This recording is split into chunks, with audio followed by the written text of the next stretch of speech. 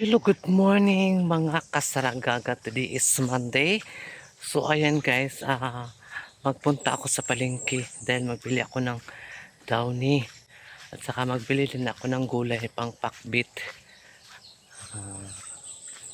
Pang pakbit daw na gulay. Punta tayo sa palengke kasi doon. Mura lang kasi yung downy doon. Dito guys, ang downy tag 9 ang isa. Doon tag 6 lang man yata, tag 6. So doon na tayo bibili no. Ay mura lang man. Dami pa lang nangka si ano, si Upaw. Mahingi pala ako dyan. Ang kapitbahay namin, madami mga nangka. So, ayan. Ang mga ganap ni Sarah. Mamaya, manood kayo ng aking bagong outfit. May bago na naman akong outfit sa paglalaba. Binili na naman ni Madam Tucci. Sponsor ni Madam Tucci. Ano siya ba? Whole half lang siya. Dala boots. Tapos, parang hindi ka mabasa ba? Kung ano ka ng tubig. So, pili tayo ng pangpakbit. Bali ano lang siguro. Bali 100. Tama naman siguro yung bali 100 no. Pangpakbit. So, masahero na lang ta. Okay. Atong budget to ang gihatag nga 5 million. Atong budget ang 5 million sa downy at saka gulay. Pangpakbit.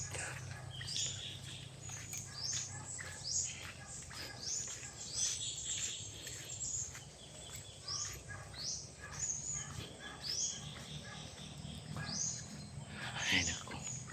Kapagod guys. Araw-araw na lang tayo siyempre mga daily routine ating trabaho. Di pa man ako tapos naglaba. So, siguro bukas matapos ko na yun. Sa ang dami, hindi ko pwede biglain. Ako ang mabigla. Mabigla ang beauty ko. Kawawa naman ang catch, no? So, ayan. Tatadari pa sa heroan. Okay. Busy ang mga tao doon. May namang motor doon. Busy lang ang mga tao. Dito pwede mamalihog. Kaya sila yung mga trabaho. So, masahero na lang tayo.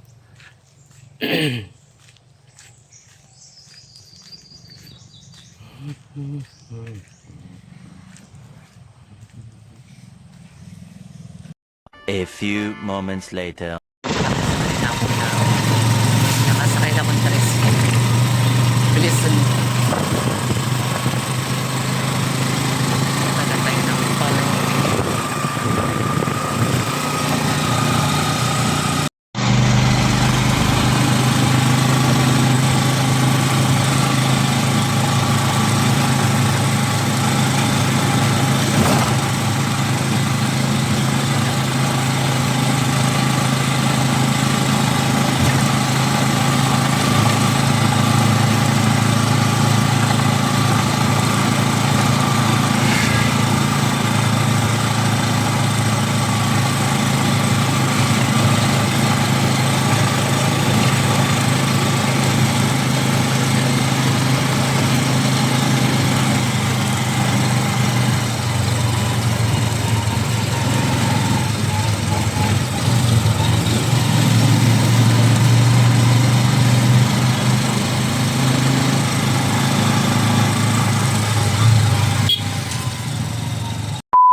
And guys, nakabili na ako ng downy and then mga gulay isagol sa kasi kami ngayon magpinakbit. So, ang naiwan sa 5 million ni Saragaga is 50 million na lang ang naiwan sa ko 5 million. So, ayan kasi ang binili ko ng binili ko na downy is 4 dozen ang binili ko guys. Uy, ito yan. Nagpila ang mga sasakyan. 4 dozen na downy. So ang nabayaran A few moments later. ko sa 4 dozen is 3 million plus. So mahal na. Mahal na talaga, dapat kayo maglaba. Wala na kayong downy ha. Wala na ang downy, wala na sabon kasi ang mahal na. Sobrang mahal na talaga ngayon guys. Ewan ko lang sa mga lalaki ngayon kung nagmahal ba sila. I-PM nyo lang ako guys kung magkano ang price nyo. Ay, charot lang. Kimi. Di tayo ganyan guys. Beauty talk tayo no. Kailangan na magpira-pira kasi pag sinasanay mo yung mga lalaking ganyan, eh masanay yan sa pera. Eh, halimbawa sa akin, isang kasambahay lang. Tapos, magbigay ako ng pera ng lalaki. Paano yan? Monthly ang sahod ko.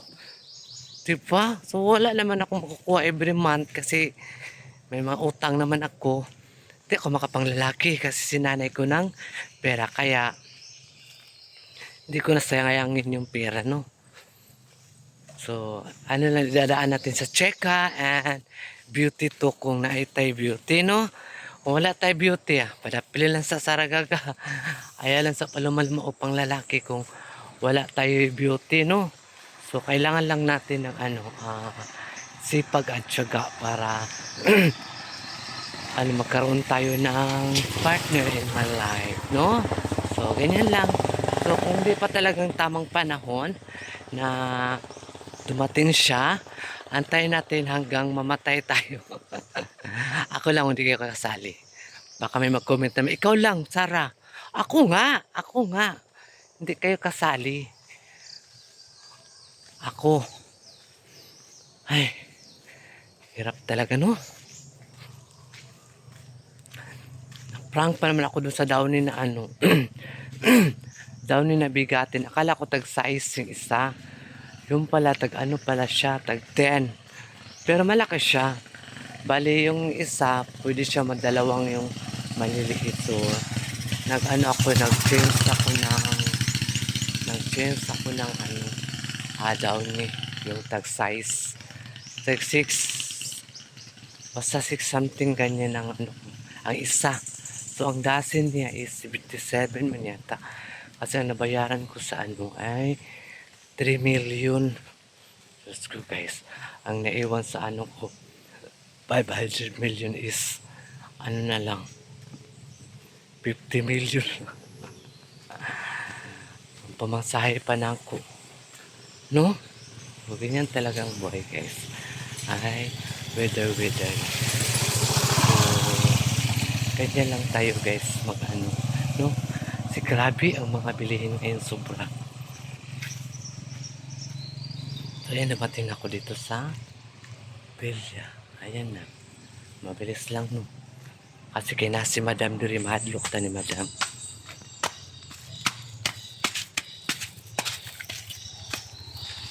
Nakagwapa na niyo.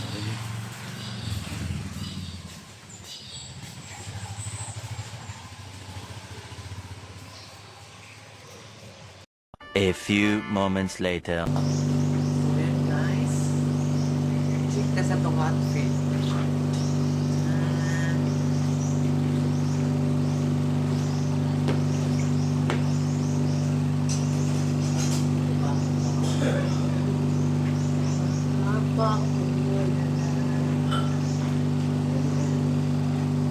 Galing ako sa palengke guys. Nagbili ako ng downy.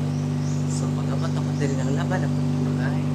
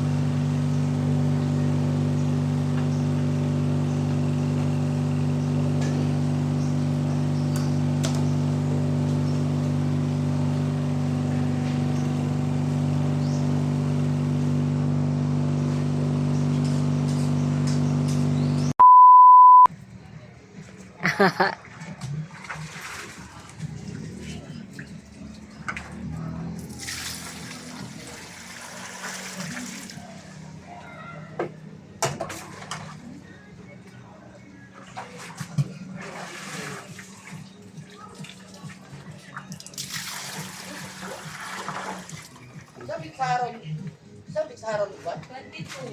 Ay, 22.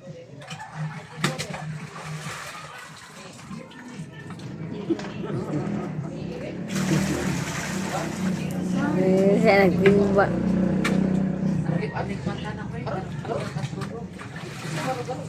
Tulog ko, mata na siya.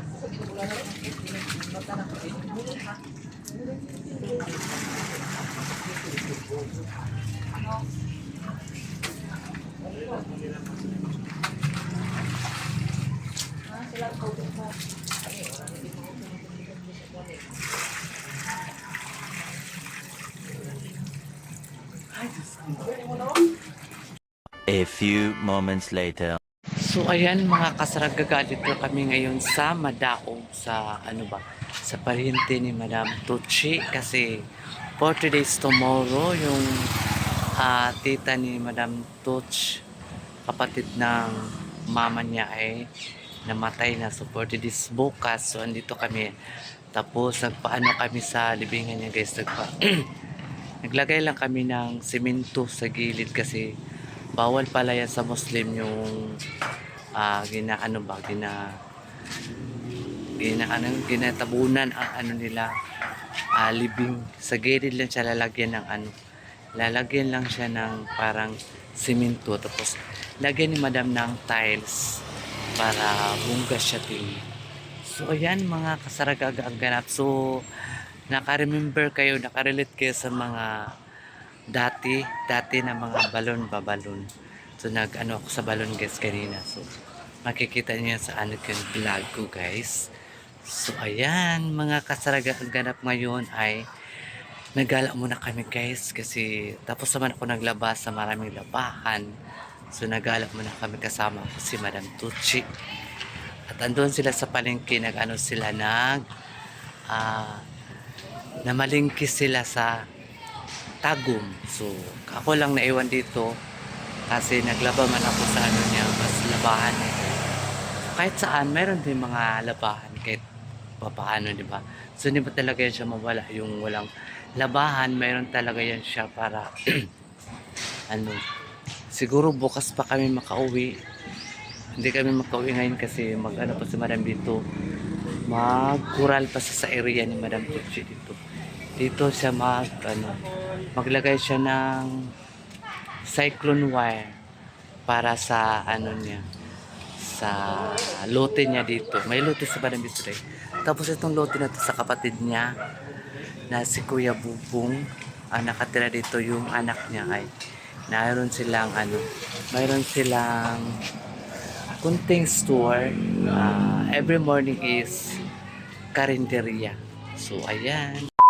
So, ayan mga kasaragaga, thank you so much sa inyo lahat, sa inyo walang sawang pagsubaybay kay Saragaga.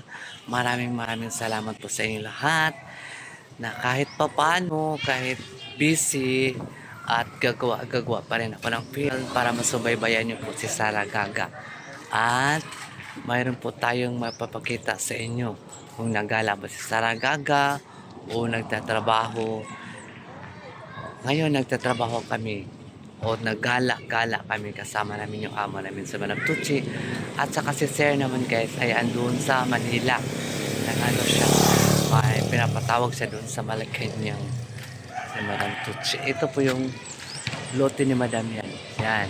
Lalagyan ni Madam yan ng cyclone wire para hindi maagaw na iba kasi walang cyclone wire. Kailangan talaga mayroon cyclone wire para private siya ba, diba? So ayan mga kasaragaga ang mga ganap ngayon. So ayan, and once again mga kasaraga, bye bye and I love you so much.